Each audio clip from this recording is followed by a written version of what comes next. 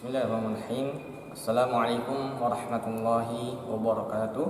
Alhamdulillahirabbil alamin wassalatu wassalamu ala asyrafil anbiya'i wal mursalin nabiyina Muhammadin wa ala alihi wa sahbihi wa man tabi'ahum bi ihsan ila yaumiddin. Amma ba'du. Alhamdulillah, saudaraku seiman yang insyaallah dirahmati dan dimuliakan Allah Subhanahu wa taala. Dalam kesempatan yang berbahagia ini kami akan membuat video tentang mempelajari huruf hijaiyah. Jadi insyaallah dalam kesempatan ini kita akan mempelajari tentang huruf hijaiyah. Insyaallah. Sebelum kita masuk dalam materi kita, terlebih dahulu saya ingin bagaimana teman-teman tahu bahwa kita akan mempelajari terlebih dahulu tentang tanda baca. Nah, tanda baca pertama yang akan kita pelajari adalah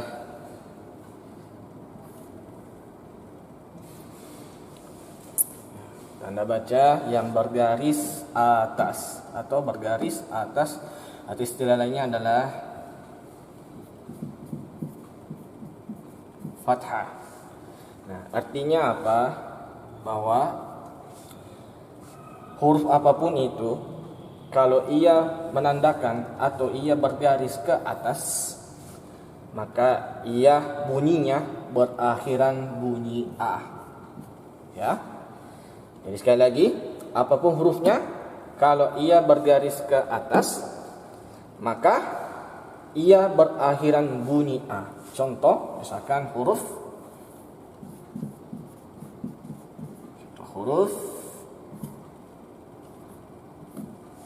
karena ia bergaris atas, maka penyebutannya adalah huruf A.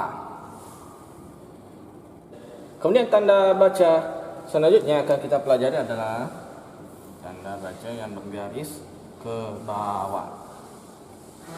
Nah, artinya apa? Bahwa apapun hurufnya, kalau ia bergaris ke bawah, maka ia pasti penyebutannya berakhiran bunyi I. Bunyi I. Contohnya supaya kita lebih paham. Contoh.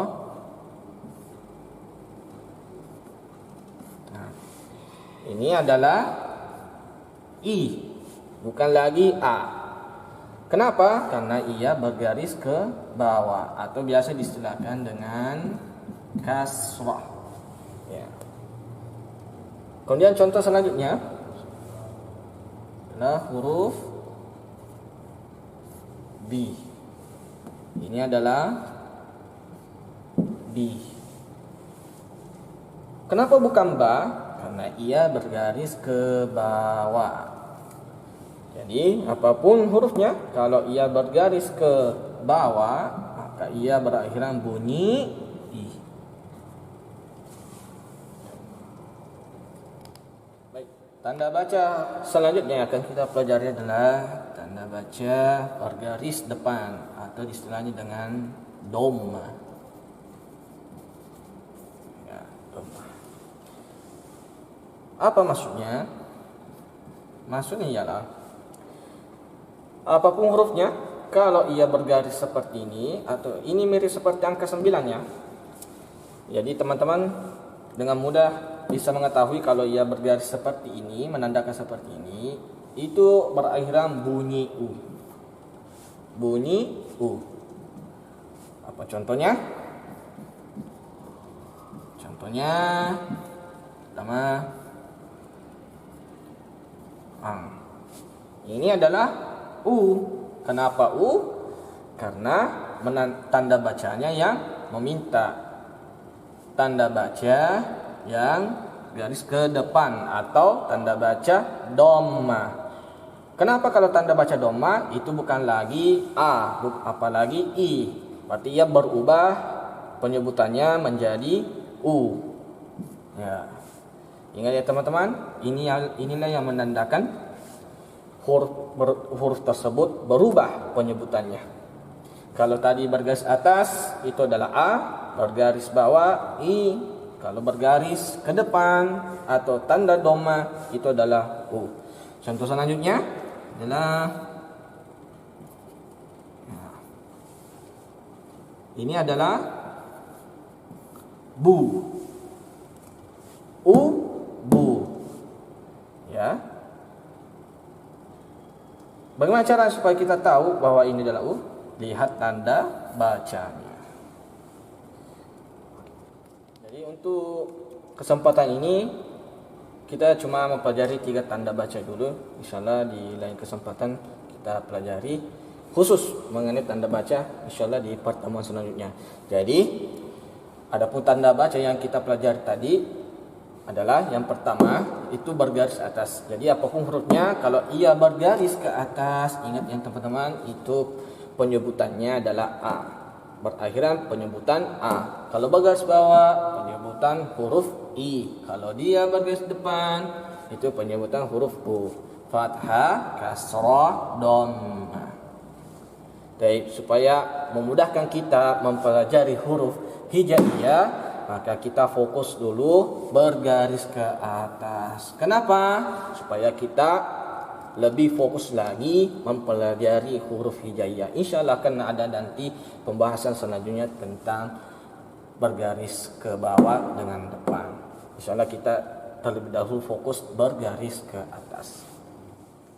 Baik, jadi langsung saja kita masuk ke pembahasan kita tentang huruf hijaiyah. Huruf hijaiyah yang pertama kita pelajari adalah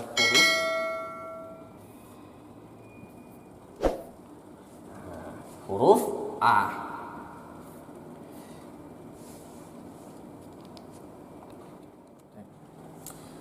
Huruf A itu penyebutannya kita tidak boleh terlalu menyebutnya seperti ini. A. Tapi kita menyebutnya dengan seperti ini. Bukan A, tapi A. Ingat ya teman-teman, bukan A. Tidak boleh kita terlalu membuka lebar mulut kita dalam menyebut huruf A, tapi dengan menyebutnya seperti A. Huruf selanjutnya adalah huruf ini adalah huruf Ba.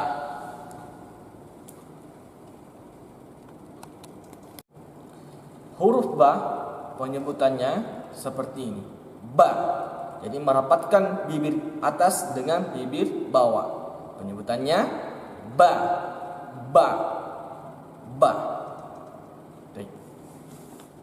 Baik, huruf selanjutnya setelah huruf Ba adalah huruf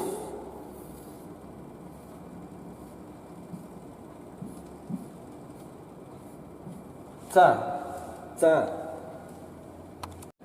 Dalam penyebutan huruf Ta itu usahakan ada hamznya sedikit, ya, ada hamznya. Tidak boleh bilang ta, tapi ta.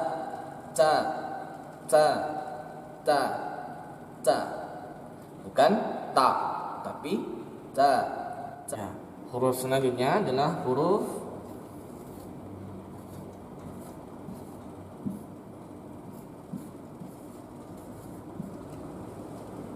Fa. Dalam penyebutan huruf keempat yakni adalah huruf Fa, ya, usahakan ada udara keluar sedikit. Fa, bukan sa, tapi Fa, dan lidah ada keluar juga sedikit. Fa, bukan sa, tapi fa. Dalam ketiga huruf ini, ba, ta, ta, mungkin ada yang kerepotan bagaimana cara membedakannya. Ya. Nah, di sini saya kasih tips berdasarkan pengalaman saya waktu saya belajar juga tentang huruf hijaiyah dan mengajarkannya kepada teman-teman tentang cara cepat supaya kita mampu membedakan ketiga huruf ini. Ya. Yang pertama, teman-teman harus mengetahui huruf terlebih dahulu adalah huruf Ba. Nah, cara membedakannya supaya kita nggak gampang lupa adalah dengan menandai titik yang ada di bawah ini. Ya. Kalau pelajaran SEMA kita dahulu, di situ ada kata deduktif. Jadi ini adalah pelajaran bahasa Indonesia kita. Jadi kalau dapat ada kata deduktif, itu berarti kalimat utamanya ada di depan. Di depan. Kalau induktif di belakang. Induktif di belakang. Nah, dulu saya nggak mampu membedakan yang mana di sini di depan, yang mana di belakang. Nah, saya kasih rumus dengan dua huruf ini, huruf D dengan E. Jadi ditambahkan saja D E tambah pan, berarti depan. Berarti kalau deduktif berarti kalimat utamanya ada di depan, sehingga induktif otomatis kita tahu bahwa kalimat utamanya ada di belakang. Nah, sama seperti huruf ba. Nah, kita kasih tanda huruf B dengan huruf A dengan menambahkan kata wah. Menambahkan kata wah, berarti bawah. Apanya bawah? Titiknya. Yang mana situ? Ini. Jadi kalau ada titiknya di bawah berarti huruf ba. Ya, insyaallah ini mudah. Kalau kita sudah tahu ini huruf ba, maka insyaallah huruf selanjutnya ta dengan ta gampang kita ketahui. Ini rumus yang saya gunakan, dan teman-teman bisa pergunakan dengan rumus sendiri atau boleh memakai rumus yang saya ajarkan. Baik. Kalau huruf ta, nah ini kan dua titiknya. Nah, di sini juga dalam latinnya dua suku kata. 1, 2. Dua suku kata dengan dua titik. Jadi kalau huruf ta 3 titik, 3 juga suku kata, insyaallah gampang. Jadi ba bawah, apanya bawah? Titiknya. Dua suku kata T dengan A berarti huruf ta. 3 titiknya dan 3 juga suku katanya T S A berarti ini adalah huruf ta. Baik, huruf selanjutnya setelah huruf ta adalah huruf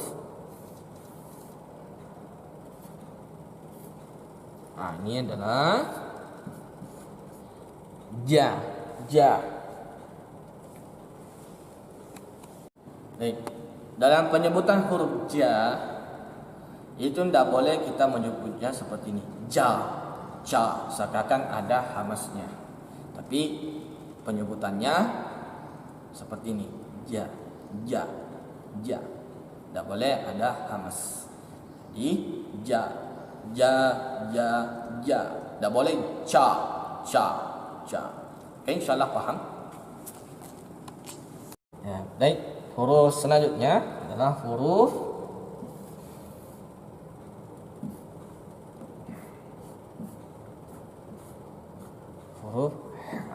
ha. Dalam penyebutan huruf ha, itu penyebutannya harus unsurnya yang pertama adalah dia penyebutan unsurnya tipis. Kemudian usahakan ada udara keluar. Contohnya seperti ha, bukan ha, tapi ha. Usahakan ada udara keluar sedikit dan kemudian penyebutannya tipis. Ha, bukan ha, tapi ha. Huruf selanjutnya adalah huruf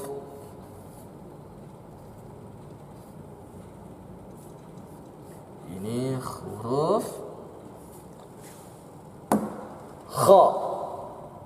Sekali lagi kha. Ya. Dalam penyebutan huruf kha tidak boleh kita menyebutnya dengan ho. Itu usahakan ada semacam huruf K yang kita keluarkan seperti ini. Kha. Tidak boleh kita menyebutnya ho. Apalagi terlalu kita menebalkan ho, ya, tidak boleh. Dia tidak terlalu tebal. Dia cuma ibarat bunyinya seperti o, tapi bukan huruf o. Contohnya kha. Bedakan kha dengan kha. Tidak boleh kita lalu kha tapi kha. Misalkan ada huruf K sedikit yang keluar. Kha. Dia penyebutannya ada di sini. Kha. Yang insyaallah kalau dilatih terus insyaallah akan bisa. Kha. Dalam ketiga huruf ini ya, itu bentuknya sama ya. Yang membedakan itu cuma penempatan titiknya. Kalau ja itu titiknya berada di bawah, kalau kha titiknya berada di atas. Sedangkan ha dia tidak memakai titik. Jadi kadang-kala kita bingung bagaimana kita cepat membedakan ja dengan kha. Kenapa ja dengan kha? Kadang-kala di sinilah yang membuat kita keliru. Kadang kita ini menyebutnya ja, kadang dan ini juga kita kadang-kala kita sebut kha. Bagaimana supaya kita mampu membedakan ya, supaya nanti pada saat kita membaca mushaf Quran tidak lagi keliru ya. Kalau pengalaman saya dulu, saya tandai dengan huruf kha. Yang mana di situ ya, yang ini titiknya berada di atas. Ini saya tandai dengan memberikan kata, yakni mirip kata benda. Ini adalah kepala. Ya, kepala kan berada di atas. Jadi dengan mudah saya mengetahui, mampu membedakan bahwa ini adalah kha, yang ini adalah ja. Apalagi di sini diawali huruf K. Jadi tambah saja kepala. Yang mana? Itu titiknya berada di atas. Dan insyaallah dengan otomatis kita tahu huruf ja itu titiknya berada di bawah.